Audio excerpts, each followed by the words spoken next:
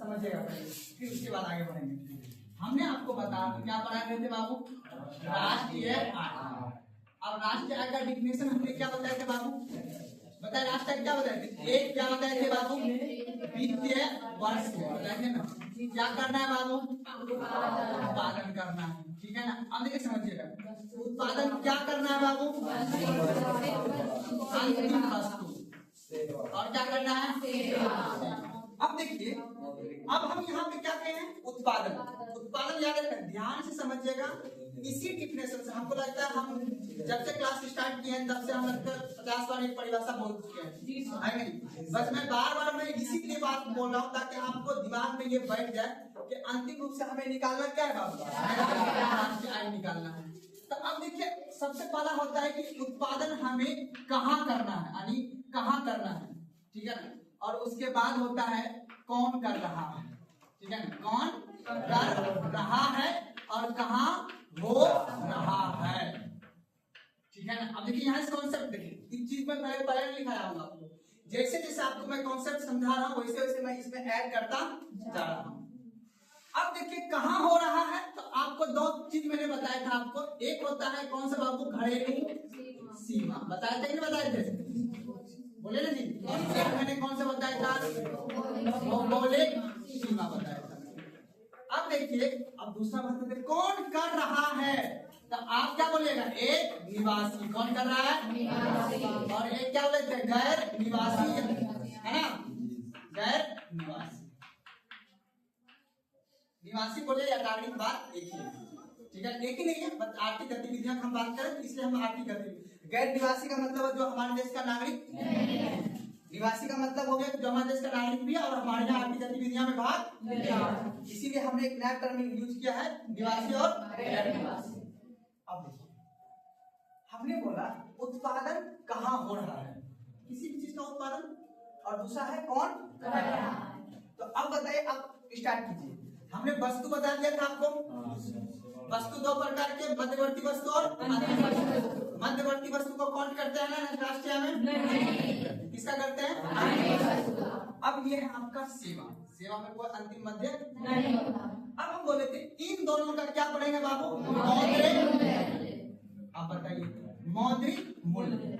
अब मैंने कल आपको बताया था रे बाबू, मौद्रिक मूल्य होता है दो प्रकार, एक मैंने बोला था साधन लागत या साधन मूल्य भी बोल सकते हैं, बात एक ही। और एक को मैंने बोला था कौन सा बाबू बताओ, बाजार मूल्य, बताते बताइए। इसी साधन मूल्य को हम लोग बोल देते हैं, साधन लागत को बोल देते हैं कारक लागत या कारक मूल्य, कारक मूल्य भी बोल सकते हैं।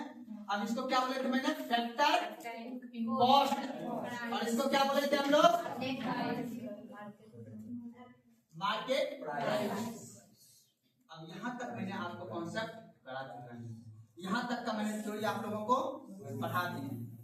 फिर से बता, राष्ट्रीय आय क्या होता है, एक वित्तीय वर्ष में उत्पादन, अंतिम वस्तु और सेवा का मौद्रिक मूल्य क्या कहलाता है, राष्ट्रीय। यहाँ तक समझा दिए थे पहला क्लास में ही, लेकिन इसी में कई सारे बस, उत्पादन कहाँ हो रहा है, कौन कर रहा है, और उसके बाद उसका वस्तु और सेवा का क्या निकालना है, मौद्रिक मूल्य। मूल्य कितने प्रकार के, दो प्रकार, एक कौन सा, लागत मूल्य या साधन लागत, और दूसरा क्या होगा, बाजार मूल्य। साधन मूल्य हमने क्या बताया था, अगर किसी कंपनी में किसी वस्तु का उत्पादन हो रहा है, उस वस्तु को उत्पादन करने में आपका लागत कितना लगा है, उसके बाद जब आप उसे मार्केट में बेचिएगा उसके लिए आपको देना पड़ेगा इनडायरेक्ट टैक्स। तो अर्थात फैक्टर कॉस्ट में अगर हम इनडायरेक्ट टैक्स को मिला देंगे तो क्या निकल के आ जाएगा, बाजार मूल्य अर्थात मार्केट प्राइस। यहाँ तक बता दिए थे ना, कोई दिक्कत समझाने में, किसी को कोई दिक्कत है तो पूछ लो, यही डिफिनेशन है, ये डायग्राम याद रखोगे तो अब जीडीपी जीएसटी ही बस बचा है पढ़ने के लिए, उसके बाद और कुछ भी, बस उसके बाद राष्ट्रीय आय का मापन विधि पढ़ लेंगे, उसके बाद पीसीएस तक का क्वेश्चन आपका सोल्व हो जाएगा। आईएएस का प्रॉमिस हम नहीं करते हैं, आगे मेरी बात ना, उसके लिए फीस भी आपसे नहीं, सीधा बिना लाल पेट का बात करना है नहीं। चलिए, अब यहाँ तक में कोई दिक्कत है, अब बताओ, वस्तु दो प्रकार बताई गए थे, घरेलू सीमा क्या होता है, जिस क्षेत्र में, अब बताओ हमारे भारत का घरेलू सीमा क्या भारत की भौगोलिक सीमा से बाहर है या नहीं है? अमेरिका में भी मेरा घरेलू सीमा है कि नहीं है? घरेलू सीमा है कि दूसरा नाम बोलते हैं आर्थिक सीमा, बता देना। अरे जहाँ पे पैसा का लेन देन हमारे द्वारा हो रहा हो, हमारे देश के, देखो पीछे बात कर रहे आशीष प्लीज बात मत कीजिए, इतना प्यार से समझा रहे हैं, बहुत मेहनत लगता है। हम आपको प्रॉमिस करते हैं दो लड़की गवाह में है और जो पढ़े होंगे गवाह में, ऐसा डायग्राम को समझा देगा तो हम उसका गुलामी कर देंगे। वो भी जो टोनी वाला जो दे रहा है यूट्यूब पे, गलत बोले तो बताइए आप। ऐसे कोई ना आपको एक हर एक दिन मैं ऐसे करके बताता हूँ आपको। नेशनल इकोनॉमिक्स है, इतना आसान नहीं है। सीधा मार्केट में जीडीपी पर आएगा, चारों चीज बात उतने उसको आता है। वो लाल एंड लाल रमेश सिंह सब वो सब नहीं पढ़ा है, वो हमने पढ़ा है। तो हमने आपको एक एक पढ़ के 20 पन्ना पढ़ते हैं, एक पन्ना कन्वर्ट करके हम आपको बताते हैं। गलत करें तो बता दीजिए आप, आगे चल के क्वेश्चन सोल्व कीजिएगा तो आपको पता चल जाएगा कि नहीं भाई सच में। अब देखिए समझिएगा, तो अब घरेलू सीमा और भौगोलिक सीमा, अच्छा ये बताइए हमारा देश का भौगोलिक सीमा तो आपको पता ही है कहां तक है ना? लेकिन अब हमको ये बताइए, क्या एक क्वेश्चन पूछा है, क्या हम आर्थिक सीमा या घरेलू सीमा को नक्शा पे दिखा सकते हैं? नहीं दिखा सकते। कितना आप दिखाइएगा? हमारा घरेलू सीमा तो पाकिस्तान में भी है, अमेरिका में भी है, चीन में भी है। जहां जहां मेरा दूतावास अर्थात भारत का जहां जहां दूतावास होगा वहां वहां मेरा क्या होगा? होगा ना? भले मेरा भौगोलिक सीमा है ना, मेरा भौगोलिक सीमा यहाँ तक ही है।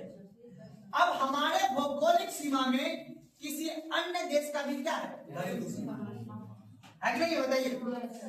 अब बताइए, जहां मेरा वस्तु का उत्पादन हो रहा है, उस वस्तु के उत्पादन में अगर घरेलू सीमा में हो रहा है तो वही हम लोग पढ़ेंगे। कल जो हमने बताया था 4 क्लास को, जीडीपी, जीएनपी, एनएनपी और एनडीपी पर बताए थे ना, बताए थे। अब ये कॉन्सेप्ट आपको समझ में आ गया। अब आता है निवासी और निवासी को हम लोग बोल देंगे नेशनलिटी, यानी हमारे भारत के नागरिकों के द्वारा घरेलू सीमा के अंदर जहां भी उत्पादन किया जा रहा है और उस उत्पादन से जितना भी आय का अर्जित किया जा रहा है वो सभी होगा जीएनपी, नोट जीडीपी। भारत के किसके द्वारा बाबू? कहां पे बाबू? क्या किया जा रहा हो? एक वित्तीय वर्ष में जहां भी किया जा रहा होगा। आपने मोदी जी को देखता होगा, कहीं भी किसी भी देश में जाएगा तो सब भारतीय से मिलता है, उस देश में जाकर नहीं मिलता है, बोलता है कि आइए आप बहुत अच्छे हैं, बहुत अच्छा, कैसे हैं आप? बहुत अच्छा। सब लोगों को गोदी में ले लेगा, लेता है नहीं लेता? आप देखते होंगे क्यों? ताकि आप लोग आइए और हमारा प्यारा सा देश में क्या कीजिए? निवेश। क्या कीजिए? जब आप यहाँ पे आके पैसा दीजिएगा, निवेश कीजिएगा, तो हमारे यहाँ ज्यादा से ज्यादा क्या होगा? उद्योग खुलेगा, और ज्यादा से ज्यादा उद्योग खुलेंगे तो आप ही के जो भाई बहन यहाँ रहते हैं, भारत में जो गरीब हैं, उसके लिए रोजगार यहाँ पे मिलेगा। इसीलिए हमारा मोदी जी जब विदेश जाते हैं तो विदेश में जाने के बाद वहां पे जो एनआरआई होते हैं उससे जाके मिलते हैं, और मिलते हैं उसको बोलते हैं आइए आप मेरा भारत में आके निवेश कीजिए। तो कौन है हमारे देश का? बताओ। निवासी है पर वो घरेलू सीमा में है, समझा रहा? तो इसलिए उसको हम बोलते हैं, भले रह रहा हो बाहर में लेकिन है तो हमारे घरेलू सीमा में ना, समझा रहा को ना। अब जब वो दोनों कर लेंगे, इनकी दोनों का उत्पादन हम लोग कहाँ काउंट करेंगे बाबू? GNP, gross national product. लेकिन याद रखना है, ये निवासी और ये कौन है बाबू? ये जो है, ये दोनों अगर उत्पादन कहाँ कर रहा है? भौगोलिक, ठीक है, भौगोलिक सीमा में, तब क्या निकल जाएगा बाबू? जीडीपी। इस भारत देश के अंतर्गत जो भी उत्पादन कर रहा हो, चाहे अपने देश का हो चाहे अपने देश का ही क्यों ना हो, लेकिन हमारे भौगोलिक क्षेत्र के सीमा में अगर उत्पादन हो रहा है उसका आय काउंट करेंगे हम लोग जीडीपी में। लेकिन अगर घरेलू सीमा में हो रहा है सिर्फ किसके द्वारा? उसको कहाँ काउंट करेंगे? जीएनपी। बस यही समझाने का प्रयास कर रहा हूँ, इसको कॉन्सेप्ट को समझना। अब कल मैंने एक टर्म बताया था आपको, डेप्रिसिएशन बताया था ना, मूल्यह्रास। किसी भी वस्तु के उत्पादन करने में जितना भी, यानी मशीन में अगर कोई टूट फाट गया हो या कोई क्षतिग्रस्त हो गया हो, है ना, किसी भी वस्तु के उत्पादन करने में आपको उसमें लागत लगेगा, उसका मूल्य ह्रास होगा, समझना? उस पैसा को माइनस करके जो रुपया आपका बचेगा ना उसको बोलते हैं नेट। क्या बोलते हैं? समझ में आया ना? तो आगे चल के हम लोग पढ़ेंगे डेट के बारे में, मूल्यह्रास। समझ में आया बात को ना? तो अब ये वाला कहीं आप रफ में लिख लीजिए कहीं, ठीक है ना? ये वाला आप जिसको नहीं आ रहा है वो लिख लीजिएगा। अगर आप टैलेंटेड होंगे तभी आप समझ सकते हैं, है कि नहीं है? जी सर। उतार लीजिए आगे चल के, फिर उसके बाद आगे कॉन्सेप्ट करते हैं। कहीं रफ में उतार लीजिएगा, क्या नहीं सही है? रिवीजन करने के लिए, यहाँ गलत कर रहे हैं। रिवीजन करने के लिए ये कहीं आप रफ में उतार लीजिए, फिर आगे जहां तक बताते उसके आगे कहां चलेगा। बात किसी को नहीं करना है बाबू, बस आज खाली कहानी सुनना है।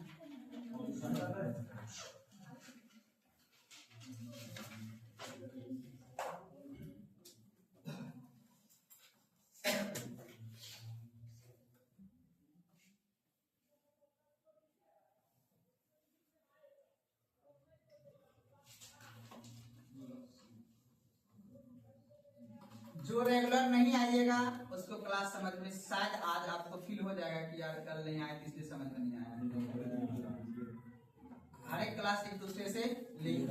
अगर आप लोग का सीनियर दीदी रोज आ रहा है तो समझिए कि वो समझदार है, वो भी अलग कर सकती है, उसको नहीं लग सकता क्या पढ़ाएगा मास्टर, हम तो जानते करते हैं। क्यों ऐसा सोचती है?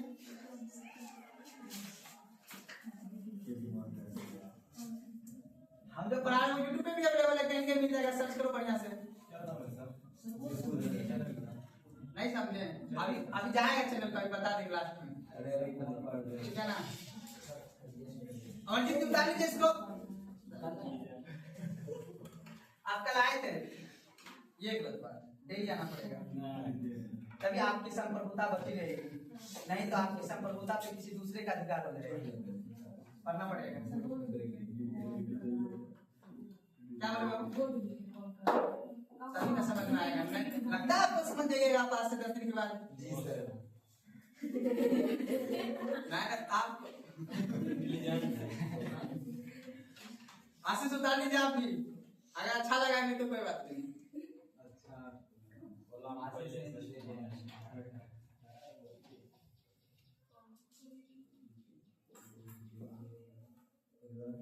अब बताओ, यही दोनों पढ़ना है, सिर्फ फैक्टर कॉस्ट और market price. GDP factor cost क्या होता है, जीडीपी मार्केट प्राइस क्या होता है, जीएनपी फैक्टर कॉस्ट क्या होता है, जीएनपी मार्केट प्राइस क्या होता है, यही सब एक एक करके पढ़ना है।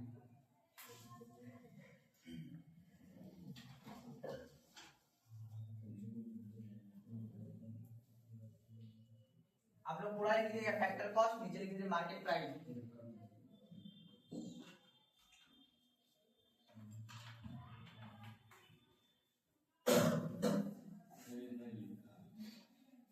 नहीं लिखा? कौन लिख रहा है? क्या लिखा है बाबू?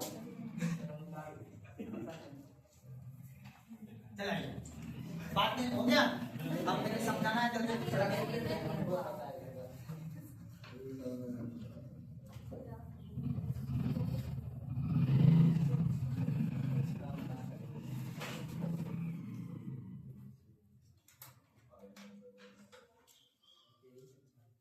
अब बताओ, हम लोग बिहार के क्या है जी? निवासी। और भारत के क्या है? नागरिक। हम बिहार में आर्थिक गतिविधियां करते हैं ना, गतिविधियां करते हैं, वहां का हम क्या हो गए? निवासी।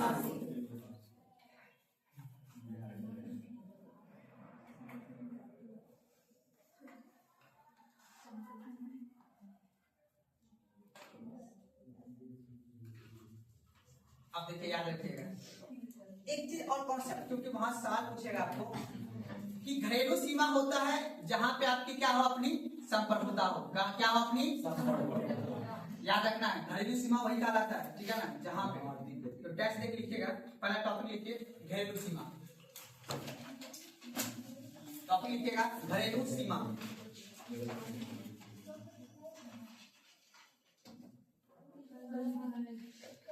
लिखा है घरेलू सीमा? बोला कीजिए, दिखा दिया है।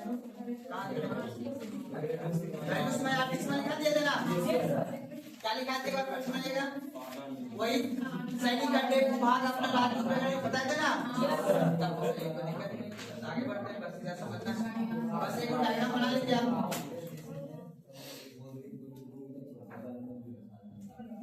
ठीक है जी, चलिए अब तक तो नॉर्मली बचा हुआ, एक मिटा देते हैं। अब एक दो एग्जाम्पल देके हम आपसे पूछते हैं और उसके बाद उसका जवाब देना है।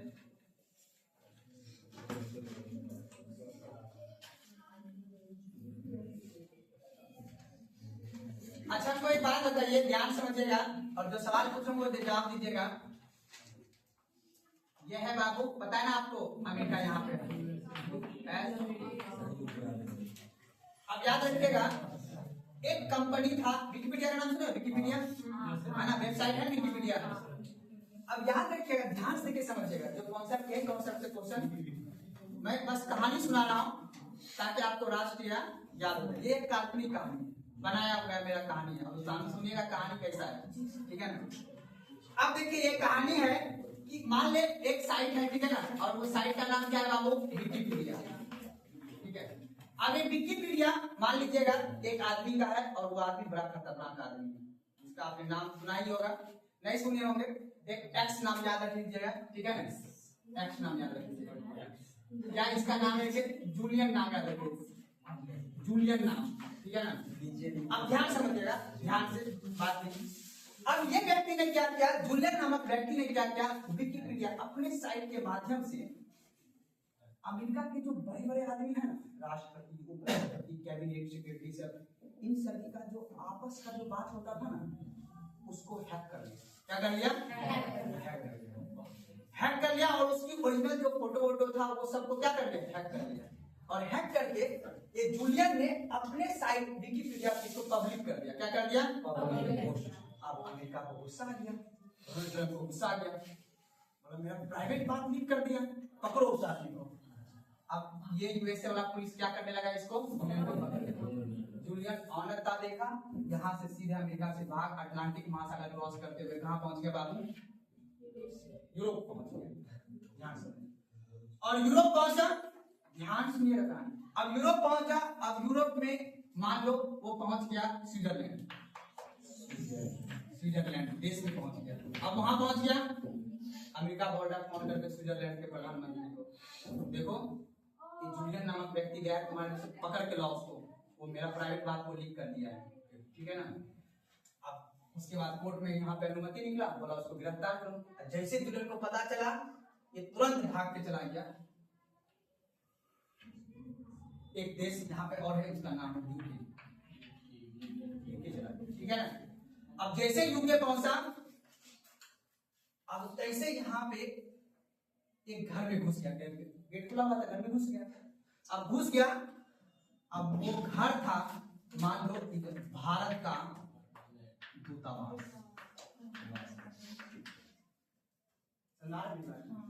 यूके में अपना दूतावास तो होगा। अब ये जूलियन नामक व्यक्ति, ध्यान समझना, ये व्यक्ति ने इसका साइट को हैक करके पब्लिक बात यानी प्राइवेट बात को पब्लिक कर दिया, और पब्लिक करके कहाँ भाग गया? स्विट्जरलैंड। फिर बोला वहां पकड़ा जाता, फिर वहां से भाग के कहाँ गया? यूके देश, यूके देश यूनाइटेड ब्रिटेन भाग गया, और वहां पे दरवाजा खुला हुआ था भारत के दूतावास में, जाके घुस गया। अब तुरंत अमेरिका वाला बोला ऐसे कैसे, फोन किया यहाँ पे तुरंत जाके, ठीक है। पहले किसको फोन किया? यूके के पीएम को, बोला कि आपके क्षेत्र में, आपके कौन सा क्षेत्र होगा, भौगोलिक सीमा के क्षेत्र में एक व्यक्ति जूलियन नामक व्यक्ति घुस गया है, उसको पकड़ के मेरे हवाला कीजिए। तो फिर पुलिस आया, पुलिस यहाँ पर पहुंच गया, यहाँ पहुंच गया, यहाँ तुरंत दूतावास बोलता खबरदार ये मेरा सीमा है, मेरे बिना पूछ के आप घुस नहीं सकते अंदर। अब तुरंत यूके के पीएम ने तुरंत इंडिया के पीएम को फोन किया, ठीक है, इंडिया पीएम को फोन किया। पीएम साहब बोल रहा है कि अरे ऐसे रुक जाइए, आप बोले अच्छा देखते हैं आज निकलवा देते हैं। तुरंत दूतावास वाला फोन किया पीएम साहब को, नहीं निकालना है, वो अपना आदमी है, ठीक है ना। बोला कैसे? बोला कि जानते नहीं पाकिस्तान का वो ऐसा है, ठीक है ना, उसको नहीं निकालना है। ओह अच्छा, रखो फंसा रखो उसको। अब तुरंत ये पीएम इंडिया वाला फोन कर रहे हैं, अच्छा ठीक है निकाल देंगे, टेंशन नहीं लीजिए। अब ये बात जानते हैं, अब जब ऐसा ब्रिटेन का पीएम अगर इंडिया के पीएम को फोन कर रहा है कि बोल रहे हैं निकाल दीजिए, अब सोचिए उसी का भौगोलिक सीमा, उसी का देश है, और उसी के देश में, उसी के दूतावास में एक क्रिमिनल बैठा हुआ है। अब एक व्यक्ति, जिसका नाम क्या है बताओ? एक व्यक्ति। अब प्रधानमंत्री बोल रहा है इंडियन पीएम को कि जल्दी निकालिए, नहीं तो फिर हम जबरदस्ती घुस जाएंगे। बोल रहे अगर आप जबरदस्ती घुसिएगा तो हम मान लेंगे कि आपसे और मेरा से युद्ध हो जाएगा, क्योंकि आपने मेरे आर्थिक सीमा में घुसा है, आप मेरा घरेलू सीमा में घुसा है, तो हम मान लेंगे कि ब्रिटेन इंडिया से क्या करना चाहता है? युद्ध करना चाहता है। सुना रहे बात? अब वही फिर पलट के आया, तुरंत ये व्यक्ति दूतावास पीएम साहब ने याद दिलाया। याद कीजिए हमारे महाभारत में एक आदमी की वजह से सब कुछ हो जाता है, चाहे वो कॉलेज हो या कोचिंग, है ना? एक आदमी की वजह से। यहाँ भी देखो एक जूलियन की वजह से युद्ध की स्थिति पे पैदा है कि नहीं है? तो अपन तो इंडिया में हम तो जानते ही हैं कॉलेज में किसके वजह से युद्ध होता है ना? चाहे कोचिंग में, चाहे कहीं भी। महाभारत भी यही कहता है, ऐसी बात है, ठीक, उस पर ज़्यादा डिबेट नहीं करना है। ये बात है, आप देखो समझ आ गया बात। अब देखना मेरा कॉन्सेप्ट है घरेलू सीमा और भौगोलिक सीमा को समझाना, ठीक है? अब देखिए समझिएगा कि अब इस क्षेत्र में, ये क्षेत्र किसका है बाबू? भारत का क्षेत्र, भारत का घरेलू सीमा है। पुलिस यूके का पुलिस जो है जल्दी इंडिया के अनुमति बिना वो अंदर, अगर अंदर घुस गया तो युद्ध की स्थिति पैदा हो सकता है, युद्ध माना जाएगा, एक्ट ऑफ वॉर माना जाएगा। आपने पढ़ा होगा आईआर वगैरह में या पॉलिटिकल वगैरह में, वियना संधि। वियना संधि का मतलब होता है किसी एक दूसरे देश पे आप जबरदस्ती अटैक नहीं कर देते, नहीं तो बोला जाता है आपने मेरा संप्रभुता को तोड़ा है। समझ में मेरी बात आ रहा है ना? तो अब ये व्यक्ति पता है जूलियन 8 साल से यहाँ बैठा रहा और अब तक पकड़ा, ये बात न्यूज में आता रहता है, ठीक है? अभी भी है, तो रियल ही है, ठीक है ना? तो कहने का मतलब ये है यहाँ पे समझो कि किसी भी व्यक्ति, अब सोचो इस यूके के देश में यह सब पता है आतंकवादी के लिए सबसे सेफ जगह होता है अपना यहाँ का आतंकवादी होगा पाकिस्तान का, अपने यहाँ का है, समझो बात। वो कहाँ भाग के आगे चल जाएगा? दिल्ली में, पाकिस्तान के दूतावास में। अब घुस के दिखा दे इंडियन पुलिस उसमें, मतलब इंडिया का कोई पुलिस या दिल्ली पुलिस घुस के दिखा दे पाकिस्तान दूतावास में, एक्ट ऑफ वॉर हो जाएगा। सबसे आतंकवादी के लिए सेफ प्लेस, सुरक्षित प्लेस माना जाता है दूतावास। उसमें कुछ नहीं काम करता, रात को ना अब उसको कोई कुछ नहीं बिगाड़ सकता। अगर उस पर जबरदस्ती कोई अटैक कर देगा, जबरदस्ती पुलिस घुस जाएगी, या तो एक्ट ऑफ वॉर माना जाएगा। सिर्फ एक आदमी की वजह से, बड़ा इंपॉर्टेंट आदमी है ये दुनिया का, ऐसा, ठीक है ना? आपने ओसामा बिन लादेन का नाम सुना था? उसी से कहानी ये मैच थोड़ा सा करता है। तो कहने का मतलब ये है बाबू, किसी भी देश में, अब याद रखना है, किसी भी देश में जो मेरा घरेलू सीमा होता है उसको संप्रभुता से जोड़ा जाता है। संप्रभुता का मतलब होता है जहां से मेरा आर्थिक हित जुड़ा हुआ है ना। अब यहाँ से मेरा क्या आर्थिक हित जुड़ा हुआ है बताओ? अब मान लो यहाँ से हम लोग जो है, यहाँ से हमारे देश का जो व्यापार होता है या वीजा ट्रांसपोर्ट और वीजा पासपोर्ट का जो काम होता है, उन सभी का कहाँ पे होता है? यूके के जो दूतावास है, जो मेरा भारतीय दूतावास है, वहां से होता है। ये भी मेरा आर्थिक गतिविधियों का क्षेत्र है। सुना मेरी बात ना? तो ये मेरा एक क्या है? घरेलू सीमा। सुना मेरी बात ना? और बाकी ये जो ब्रिटेन का है, ये सब क्या है? ब्रिटेन का भौगोलिक सीमा। मेरी बात समझ में आ रहा है? अब एक एग्जांपल दें और समझ यहाँ तक आ गया, घरेलू सीमा और भौगोलिक सीमा। अब हमको ये बात पता, ये है कौन सा देश बाबू? कौन सा देश है? अब अमेरिका में, मान लो अमेरिका में एक भारत का क्या है बाबू? अब इस दूतावास, ध्यान समझना, इस भारत के दूतावास में एक लड़का है, ठीक है ना?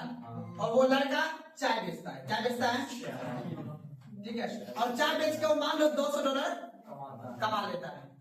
अब जब वो व्यक्ति $200 कमा लेता है, तो बताओ इस व्यक्ति जो चाय बेच रहा है, इसकी आय को कहाँ कौन किया जाएगा बाबू? बताओ कहाँ कौन किया जाएगा?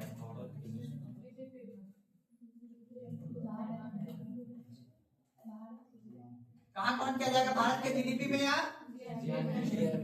अब बताओ ये लड़का पता है कहाँ का है? मैक्सिको का। अब बताओ ये जो लड़का जो कमा रहा है, कहाँ पे कमा रहा है? भारत के कौन सा भौगोलिक सीमा में? बोलो जोर से अमेरिका के भौगोलिक सीमा में और भारत के घरेलू सीमा में। और लड़का निवासी कहाँ का है? अब बताओ, अब मैंने पूरा खोल दिया, अब बताओ इस लड़का ने जो कमाया वो भारत के जीडीपी में काउंट किया जाएगा या जीएनपी में काउंट किया जाएगा या दोनों में? कहाँ काउंट किया जाएगा, जीडीपी में कि जीएनपी में या दोनों में? नहीं, तीनों ऑप्शन देंगे। अरे अगला एक समझाना है इसलिए ऐसे तो फिर से सुनो, ध्यान सुनना। एक लड़का है मैक्सिको का, अर्थात नागरिक कहाँ जाए? काम कहाँ कर रहे? भारत के दूतावास में और अमेरिका के भौगोलिक सीमा में। अब ये लड़का $200 कमा रहा है महीने का। अब इसने जो कमाया इनकम, उसकी इनकम को जीडीपी माने भारत के जीडीपी में काउंट करेंगे या जीएनपी में काउंट करेंगे? जीडीपी में काउंट करेंगे। जीडीपी में कहाँ काउंट करेंगे? ये अपने देश का निवासी है बाबू, हमारे घरेलू सीमा में कर रहा है ना, तो कहाँ काउंट करेंगे?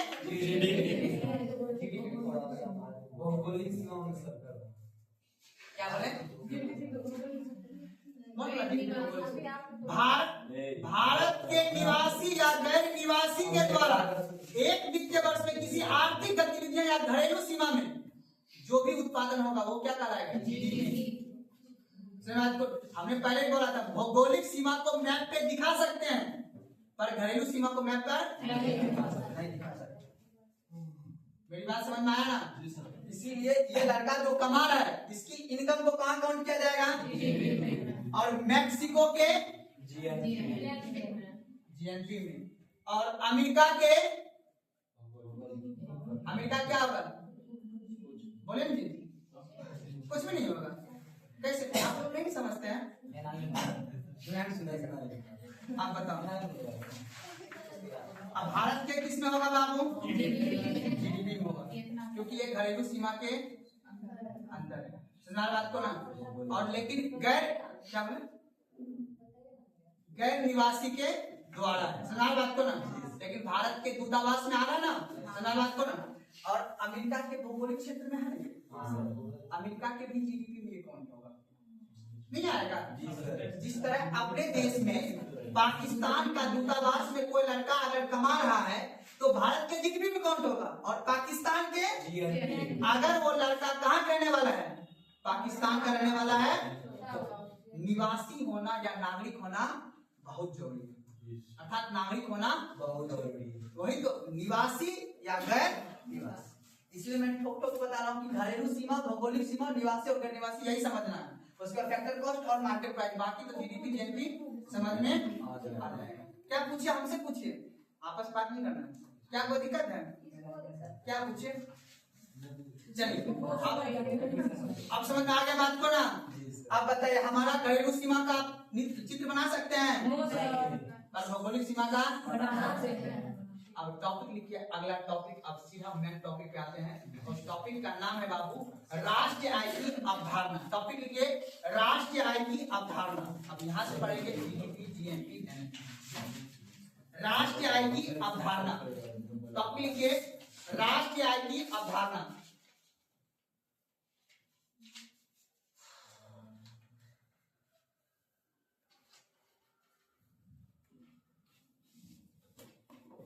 लिखिए राष्ट्रीय आय की अवधारणा डैश लिखिए। आय की अवधारणा का प्रयोग, आय की अवधारणा का प्रयोग, आय की अवधारणा का प्रयोग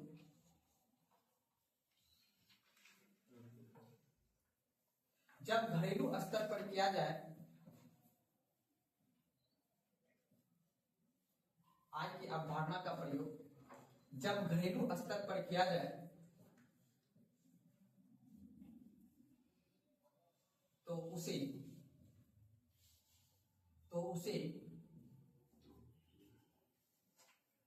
घरेलू आय कहते हैं। तो उसे घरेलू आय कहते हैं, जबकि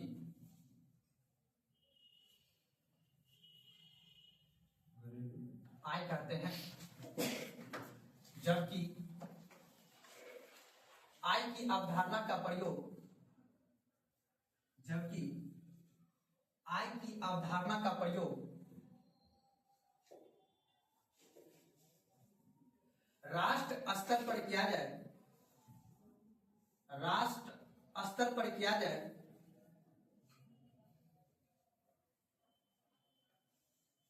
तब उसे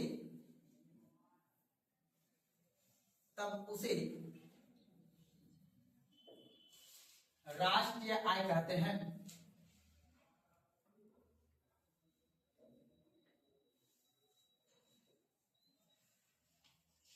तब उसे राष्ट्रीय आय कहते हैं। टॉपिक लिखिए जीडीपी, सकल घरेलू उत्पाद। टॉपिक लिखिएगा जीडीपी, सकल घरेलू उत्पाद।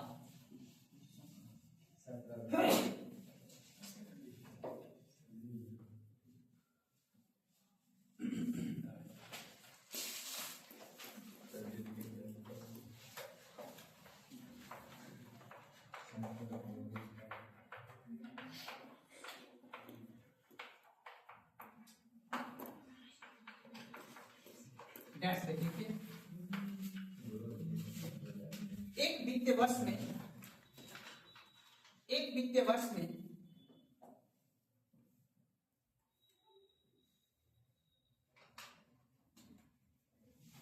वर्ष में किसी देश की, एक वित्तीय वर्ष में किसी देश की, क्या लिखा हूं, किसी देश के घरेलू सीमा में, एक वित्तीय वर्ष में किसी देश की घरेलू सीमा में निवासी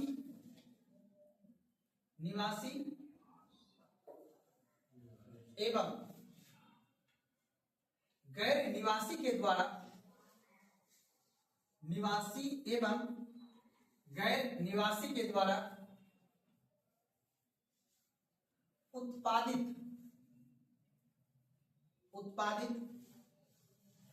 अंतिम वस्तु एवं सेवाओं के, गैर निवासी के द्वारा उत्पादित अंतिम वस्तु एवं सेवा के मौद्रिक मूल्य को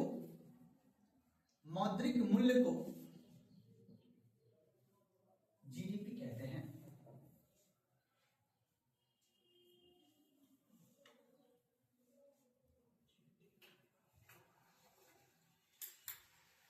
अच्छा, कल बता दिए थे, अब लिखाने कोई दिक्कत है ना? कल मैंने बता दिए थे, ग्रॉस बताए थे ना, डोमेस्टिक मतलब घरेलू। रुक जाइए, बता देते हैं, लेकिन फिर बोलेगा मास्टर साहब नहीं बताया। देखो बाबू, अब अपना कहानी जो है आ गया है कहाँ पे बाबू, घरेलू और सीमा। घरेलू सीमा बताया ना, एक अभी मैंने क्या बोला बाबू, जीडीपी, और एक मैंने अभी क्या बोला मैंने आपको, अब अभी मान लो कि ये अपना देश है, मान लेते हैं, ठीक है, और इधर भी अपना देश है, ठीक है। अब ध्यान समझिएगा, अब इस जी का मतलब क्या होता है बाबू, डोमेस्टिक को क्या बोलेंगे बाबू, सुना बात कौन। अब इस घरेलू में बाबू दो तरह का व्यक्ति है, एक कौन है बाबू, एक कौन है बाबू, बात कौन। इन दोनों के उत्पादन के मौद्रिक मूल्य क्या कहलाएगा, यही मैंने अभी परिभाषा लिखा है। आप लोग बोले थे सर भौगोलिक सीमा, मैंने भौगोलिक सीमा नहीं लिखा है, बोल दिया हूं बोलने में, बोला क्या होगा, एक्सेप्ट करते हैं इस चीज को, लेकिन क्या बोलना है भौगोलिक सीमा, मैंने बस समझाने के लिए मैंने आपको बता दिया था कि मेरा भौगोलिक सीमा कहाँ पे।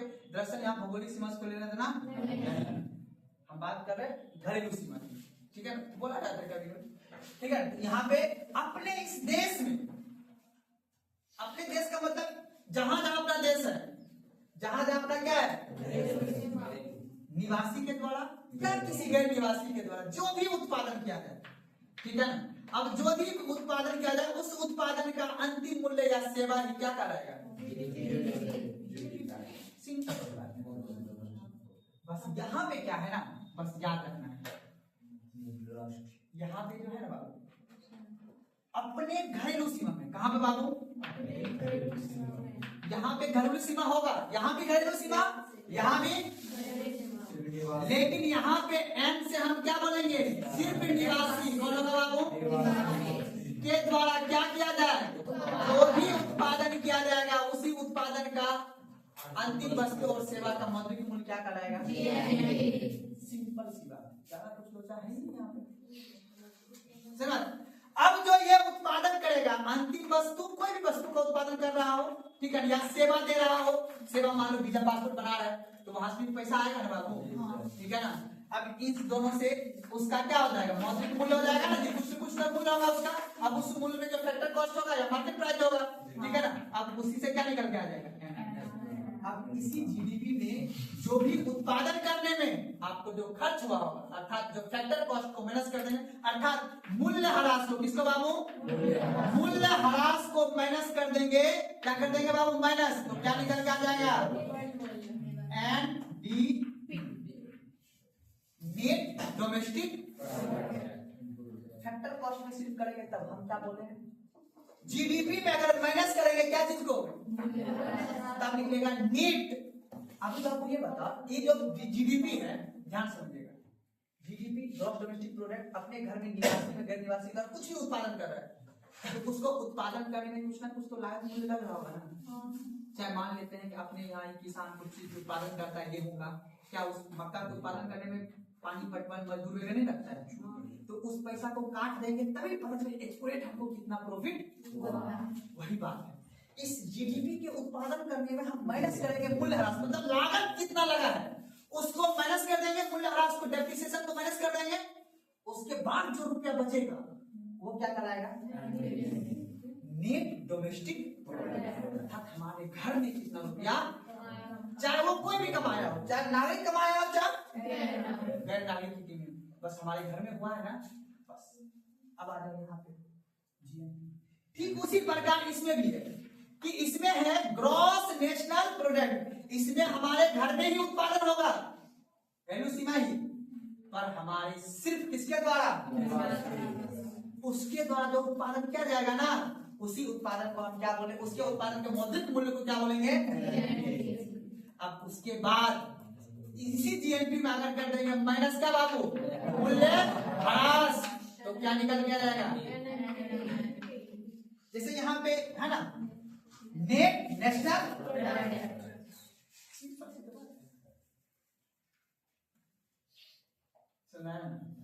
अब समझना है। अब सब में जीडीपी दो तरह से गणना किया जाता है, दो तरह से गणना करेंगे, कैसे, एक को बोलेंगे जीडीपी फैक्टर कॉस्ट, एक को बोलेंगे जीडीपी मार्केट प्राइस।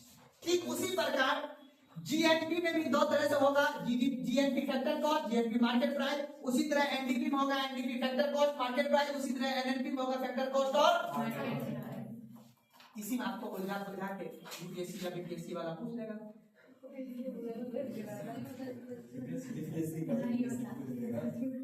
दिमाग लगाना पड़ेगा, थोड़ा सा दिमाग लगाना पड़ेगा। देखो हमने प्रयास किया जितना हमको आता है बाबू, ठीक है ना, जितना हमें प्रयास, हम अपने तरफ से कोशिश कर रहे हैं आपको समझाने का बढ़िया तरीका से। आप भी थोड़ा एफर्ट लगाइए, जब तक आप एफर्ट नहीं लगाएंगे तब तक मेरे से नहीं होगा, ये वन साइडेड नहीं होता है। अब देखिए समझ आ गया बात को। राष्ट्रीय आय की गणना करने के लिए चार tool, GDP, GNP, NDP, NNP, समझ मेरी बात ना। हमने बताया था जीडीपी, यानी जीडीपी की जब भी बात होगा डी आ गया तो डोमेस्टिक, डोमेस्टिक मतलब घरेलू सीमा, घरेलू सीमा में निवासी और गैर निवासी दोनों के द्वारा जो उत्पादन किया जाएगा उसके द्वारा जो होगा जीडीपी, इसी जीडीपी में माइनस कर देंगे मूल्य ह्रास को, क्या निकल कर जाएगा एनएनपी, और उसी तरह जीएनपी, जीएनपी में सिर्फ किसके द्वारा उत्पादन किया जाए, निवासी के द्वारा, उसी में फिर उसके बाद क्या कर देंगे भाई, जीएनपी माइनस कर देंगे, मूलस क्या निकल कर जाएगा, एनएनपी निकल कर जाएगा। यहाँ तक कोई दिक्कत है ना? कोई ऐसा आदमी है आपको सुनना है, क्या कर सकते हैं हम बताएं? आपने तरफ से टाइम ज्यादा लग जाएगा। हाँ नहीं लिख ले, लेकिन ये वाला देखिए, ये वाला डायग्राम अगर लिख लीजिएगा ना मजा आ जाएगा। समझाना नहीं पड़ेगा, बीच में मिटा देंगे, फिर जो पता नहीं चलता है मिटा देंगे। लिख लीजिए शॉर्ट में, कई बस अपने भाषा में लिखना है, हमारे भाषा में नहीं, अपने भाषा में ये लिखिएगा। जीडीपी मान लेते हैं कि एक घर है, वैल्यू सीमा ये मेरा हो गया। अब इस घर में कौन उत्पादन करेगा, निवासी और कितना याद रखना है। जीडीपी में जहां बाकी वही अंतिम सेवा वस्तु का मौद्रिक मूल्य सब इस राष्ट्र पड़े थे, बस इसमें करना है निवासी और इसमें सिर्फ क्या करना है, कितना ही अंतर, बाकी वही एक वित्तीय वर्ष में निवासी और गैर निवासी के द्वारा मौद्रिक अंतिम वस्तु का सेवा का मौद्रिक मूल्य जीडीपी, इसमें हमारा सिर्फ ठीक है ना, उस हिसाब से काम कर लीजिए आप लोग।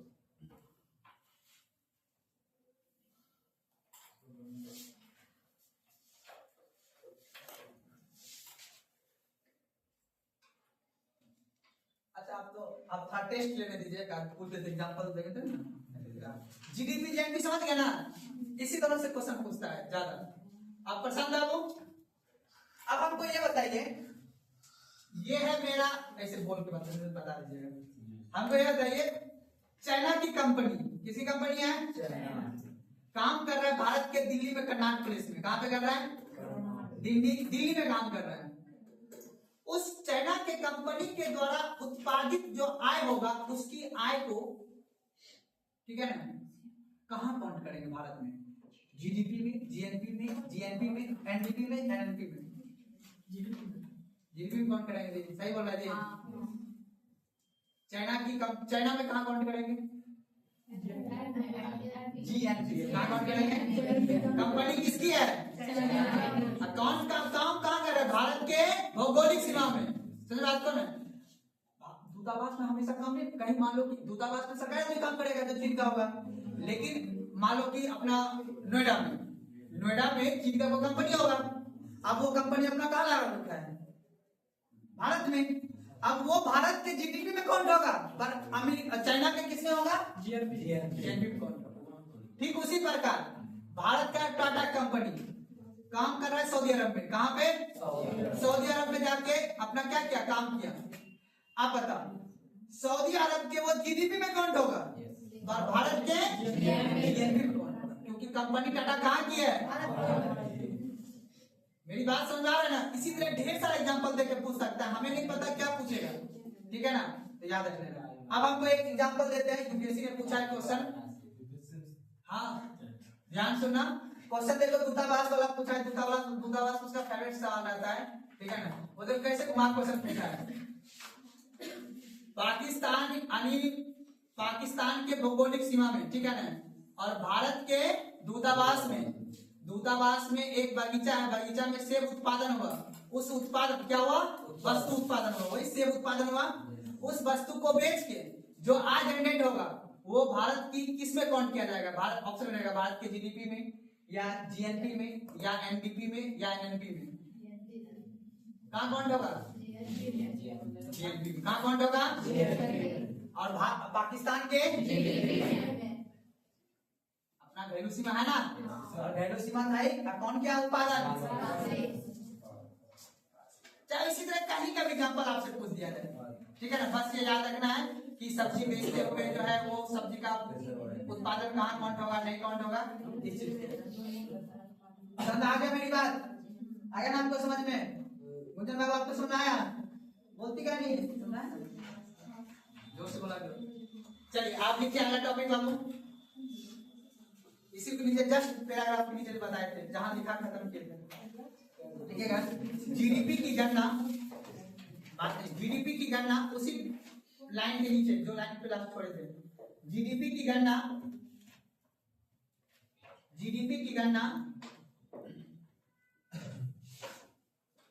दो विधि से की जाती है।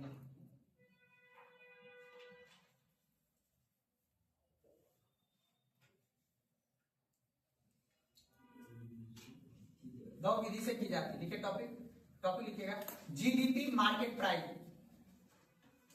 अब मिटा देते हैं इसको, जीडीपी मार्केट प्राइस। हमारे जीत थोड़ा टाइम बताइएगा एग्जैक्ट। 3 बीच में टॉपिक लिखिए ऐसे करके GDP market price, sorry GDP market price Hindi क्या होगा? बाजार मूल्य, बाजार मूल्य पर सकल घरेलू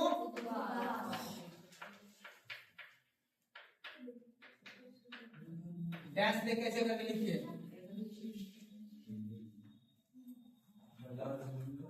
बाजार मूल्य पर सकल घरेलू उत्पाद।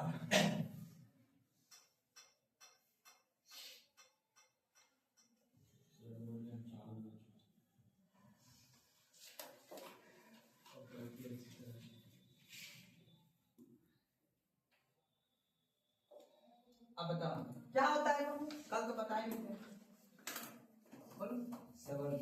बस हमने क्या बोला था, मार्केट प्राइस कैसे निकलेगा? फैक्टर कॉस्ट में क्या जोड़ेंगे? इनडायरेक्ट टैक्स को जोड़ेंगे कि हटाएंगे? जोड़ेंगे। तो क्या निकल के आ जाएगा? और फैक्टर कॉस्ट में हम क्या कर देंगे? माइनस कर देंगे इनडायरेक्ट टैक्स को, तो क्या निकल के आ जाएगा? Market price. वही हुआ इनडायरेक्ट टैक्स को, अच्छा एक तरफ फैक्टर कॉस्ट, ठीक है, और एक तरफ आप बता इसमें ऐसे दिए और ऐसे दिए, आप समझ जाओगे ना? निकालना है मार्केट प्राइस, तो क्या करना है? फैक्टर कॉस्ट में क्या करेंगे? प्लस करेंगे, इनडायरेक्ट टैक्स को माइनस करेंगे। हम आगे बात करेंगे, यही लिखना है, इससे ज्यादा कुछ नहीं। बस जीडीपी लगा देना, उसके बाद काम हो जाएगा। तो लिखे क्या देखिए, बाजार मूल्य पर सकल घरेलू जीडीपी मार्केट प्राइस लिखिए। एक वित्तीय वर्ष में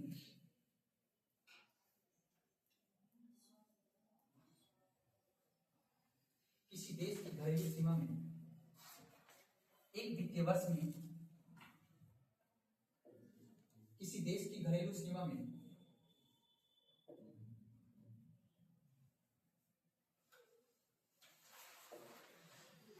उत्पादित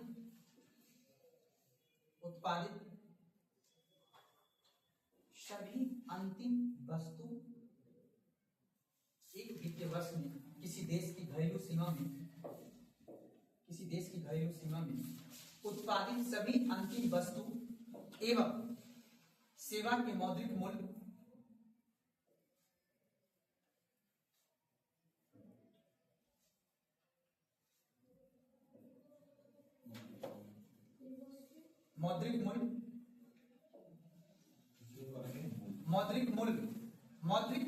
नहीं लिखा है जीडीपी, मौद्रिक मूल्य को जीडीपी मार्केट प्राइस कहते हैं। बस शॉर्ट में लिख दीजिएगा, जीडीपी मार्केट प्राइस कहते हैं।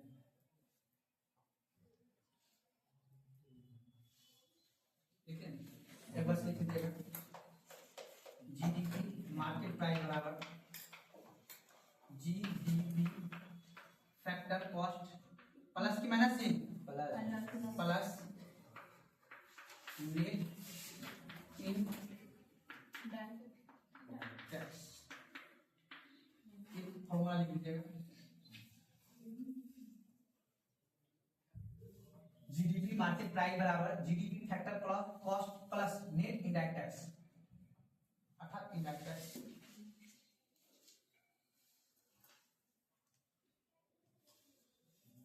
फॉर्मूला लिख दिए, अंडरलाइन कर दीजिए।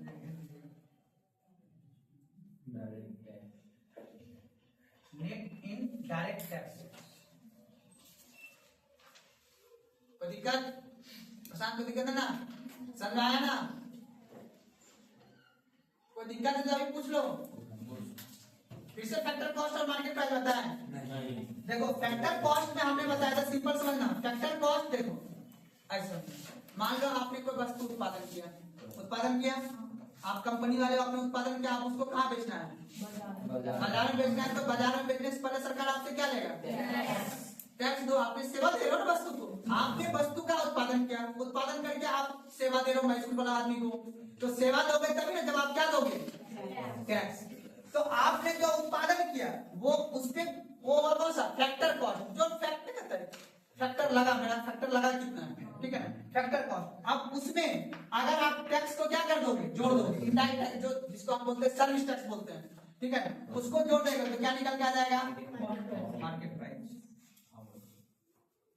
समझा बात को? लेकिन कभी कभी एक और हो जाता है, एक और क्या हो जाता है, जैसे मान लो कि सरकार, जैसे मान लो कंपनी बोलता है कि नहीं, इसमें ध्यान सुनना, कंपनी बोलता है कि नहीं हमारा माल है 800 का, ध्यान समझना, माल कितना का है 800 का। अब सरकार बोल रहा है कि देखिए ऐसा है कि हम 200 तो टैक्स लेंगे, लेकिन सरकार टैक्स रेट है इतना, ठीक है ना।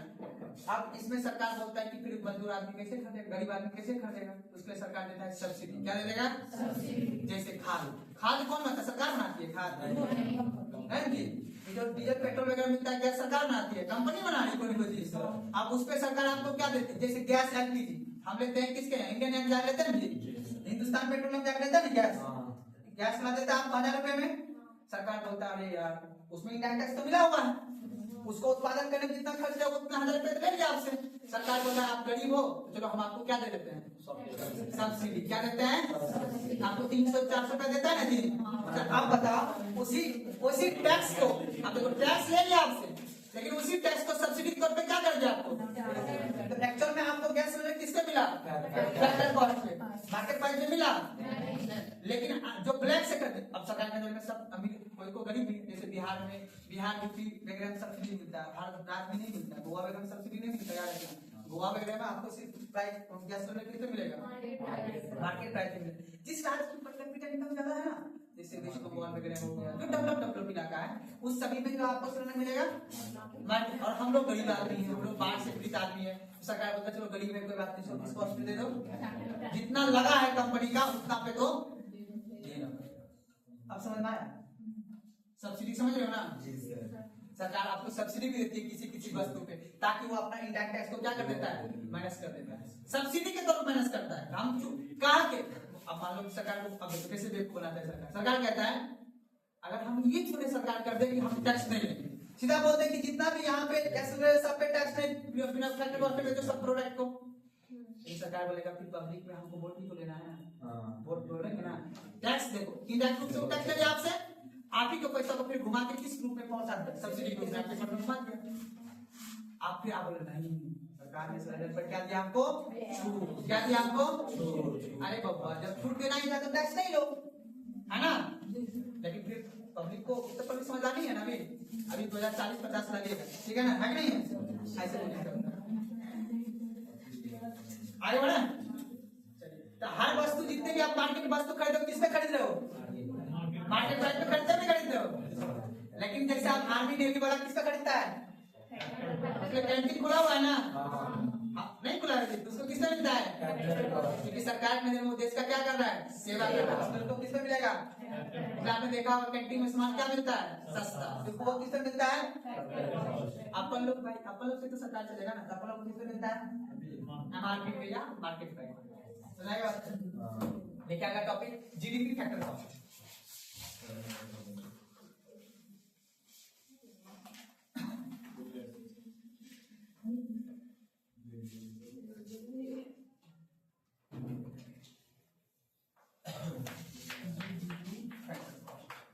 हिंदी क्या होगा जी, साधन लागत पर सकल घरेलू उत्पाद, सकल घरेलू उत्पाद।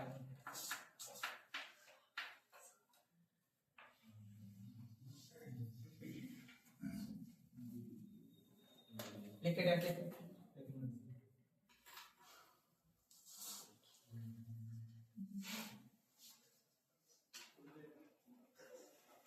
देखिए फैक्टर मतलब जितना आप लागत लगेगा एक वित्तीय वर्ष में, एक वित्तीय वर्ष में, एक वित्तीय वर्ष में किसी देश की घरेलू सीमा में, एक वित्तीय वर्ष में किसी देश की घरेलू सीमा में, किसी देश की घरेलू सीमा में निवासी तथा गैर निवासी के द्वारा एक वित्तीय वर्ष में किसी देश की घरेलू सीमा में निवासी तथा गैर निवासी के द्वारा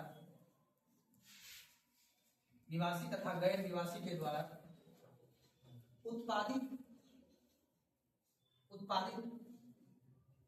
सभी अंतिम वस्तु एवं सेवा का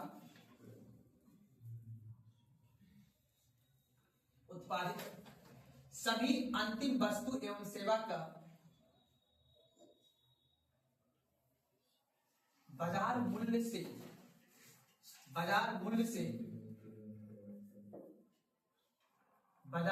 से शुद्ध अप्रत्यक्ष कर को घटाकर इंग्लिश क्या होगा, नेट इनडायरेक्ट टैक्स होगा ना। शुद्ध लिख दीजिएगा शॉर्ट में NIT, आगे यही लिखूंगा। शुद्ध अप्रत्यक्ष कर को घटाकर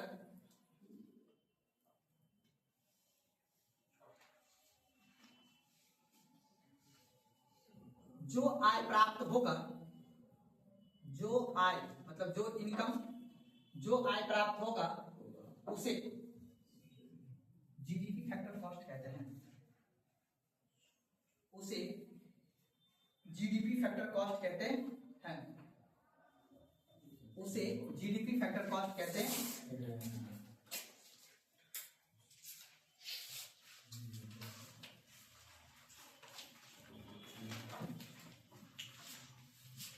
फॉर्मूला लिख लीजिएगा,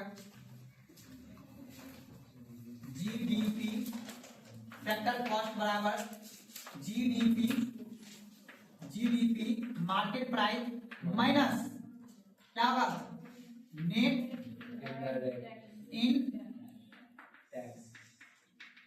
इनडायरेक्ट टैक्स।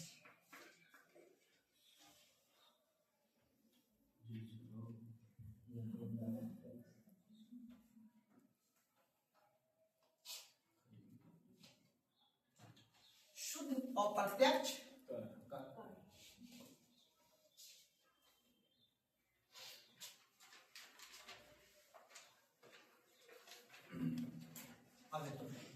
आपको अगर बोला जाए किस वस्तु पर, क्वेश्चन पूछता है निम्नलिखित में से किस वस्तु पर शुद्ध अप्रत्यक्ष कर लगता है और सिर्फ अप्रत्यक्ष कर। जैसे हम जितना भी वस्तु खरीदते हैं सब पर अप्रत्यक्ष कर इनडायरेक्ट टैक्स लगता है, ठीक है ना। लेकिन शुद्ध किस पे मिलता है, जैसे आप गैस वगैरह लेते हो ना, तो शुद्ध अप्रत्यक्ष कर लगता है। सुना बात को ना,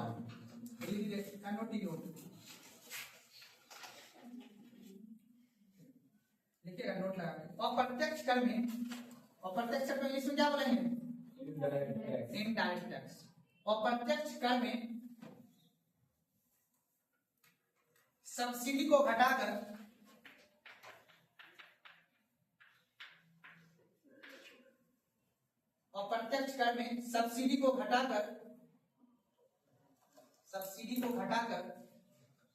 शुद्ध अप्रत्यक्ष कर प्राप्त किया जाता है।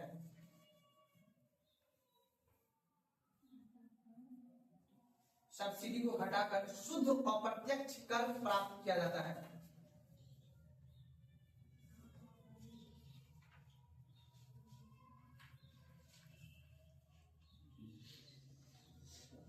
कोई दिक्कत, आप लिखिए GNP।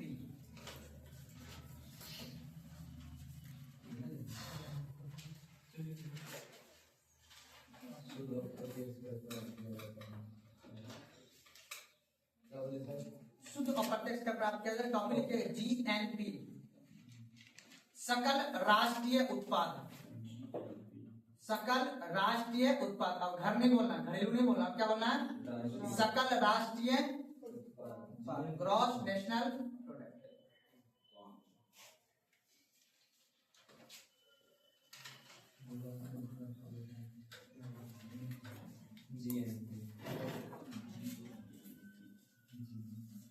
अब बताओ जीडीपी में अगर आप समझना बात को, अब निकालना क्या है बाबू, जीएनपी। क्या निकालना है, हमने तो यहां तक आपको बता दिया कि जीडीपी क्या होता है और जीएनपी क्या होता है, लेकिन जानते हो एग्जाम में कैसे पूछता है, माइनस प्लस करके। क्या बोलेगा, माइनस प्लस। कैसे माइनस प्लस कर देगा, ध्यान समझना।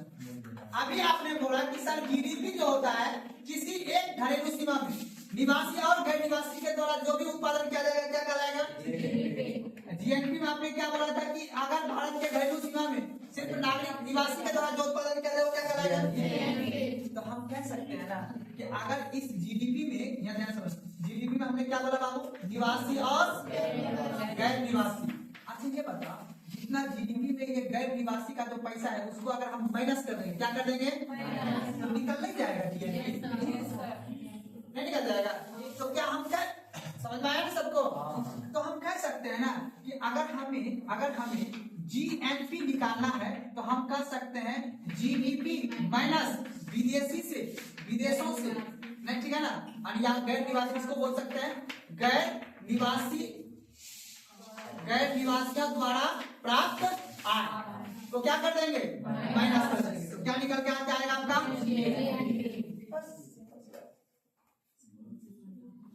समझ में बात ना। तो अगर हम जानिए जीएनपी क्या होता है, मैंने वो पहले बता दिया था आपको। अब मैं आपको ये समझा रहा हूँ कि जो जीडीपी है, जीडीपी में आपने बोला कि निवासी यानी घरेलू सीमा के अंदर निवासी और गैर निवासी के द्वारा जो भी वस्तु उत्पादन किया जाएगा वो क्या कहलाएगा, जीडीपी। सिंपल सी बात है। अब ये बता, दूतावास में, अमेरिका के दूतावास में ऑब्वियसली बात है, तो भारत का आदमी तो होगा चाय पिलाने वाला, वो तो गैर निवासी ही होगा, लेकिन वो भारत के जीडीपी में कौन आएगा, है ना। लेकिन उसके पैसा, अब जो वहां पे नौकरी करने वाला जो व्यक्ति होगा सरकारी, वो तो होगा इंडिया का सिटीजन होगा। मेरी बात समझ रहे हैं। बस जैसे जैसे आप बड़े होते जाओगे, मतलब टॉपिक में जब बड़े होते जाओगे तो मैं टर्म को दूसरा प्रयोग करता हूँ। आपको लगेगा कि सर पहले कुछ और बोले, अभी कुछ और बोले, तो जितना ज्ञान था उस हिसाब से मैंने एग्जाम्पल का प्रयोग किया था। जैसे जैसे आपका नॉलेज बढ़ता जाएगा वैसे वैसे मैं एग्जाम्पल को और संक्षिप्त करता जाऊंगा कि बस आपको समझाना है, क्योंकि अंतिम रूप से हमारा पेज नहीं भरना है। अंतिम रूप से यूपीएससी और बीपीएससी वाला जो क्वेश्चन है उसको क्या करना है, हमारा क्वेश्चन का जवाब नहीं देना है, एग्जामिनर का क्वेश्चन जवाब दो। बैठे हुए जो क्रोधा बैठे हुए ना प्रोफेसर साहब, जो क्वेश्चन बनाएगा आपके लिए 8 क्वेश्चन 10 क्वेश्चन, उससे में से जो 2 क्वेश्चन पूछेगा राष्ट्रीय से, उसको टिक करना है कटार से, ठीक है ना। आप लोग ये मान लीजिए कि आप लोगों को विद्यार्थी जो 4 में ऑप्शन दिया जाएगा उसमें से तो क्या करना है, टिक करना है। समझ बात को। तो जीवन में जब भी किसी को चूज करने का मौका मिले तो बहुत अच्छा से चूज और सिलेक्ट करना है, क्योंकि आप लोग उस तरह का विद्यार्थी हैं जो क्या करने में विश्वास करते हो, तुक्का नहीं, मेहनत करके सही चीज का क्या करना है, टिक करना है। तो जीवन में जब किसी को चूज करने का मौका मिले तो सही टिक करना है ना।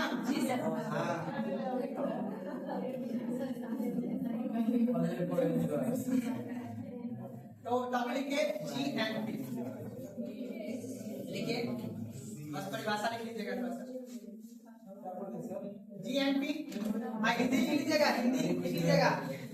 जीएनपी सकल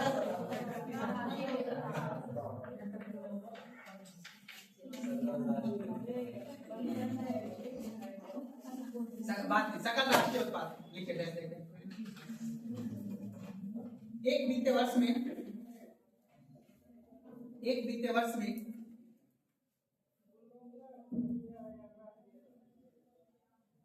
किसी देश के नागरिक द्वारा,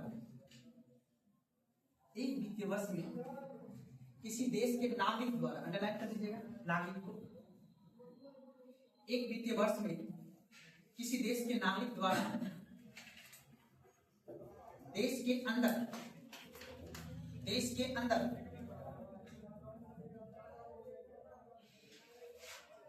और देश के बाहर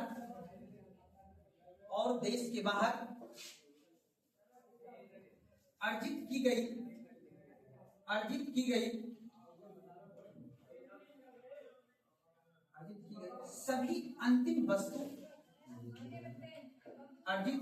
सभी अंतिम वस्तु एवं सेवाओं के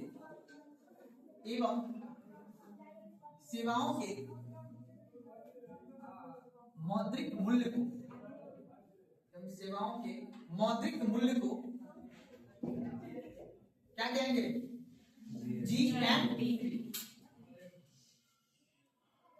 याद रखना, इसमें सिर्फ क्या लिखा हूं, एक वित्तीय वर्ष में किसी देश के नागरिक द्वारा, बस सिर्फ नागरिक लिखा है, याद रखना, वही निवासी नागरिक। समझ आगे बात को ना। देखो इसकी गणना 2 प्रकार से की जाती है। इसकी गणना दो प्रकार से की जाती है। पानी पीने योग्य क्या? इसकी गणना दो प्रकार से की जाती है। लिखिएगा पहला टॉपिक जीएनपी मार्केट प्राइस।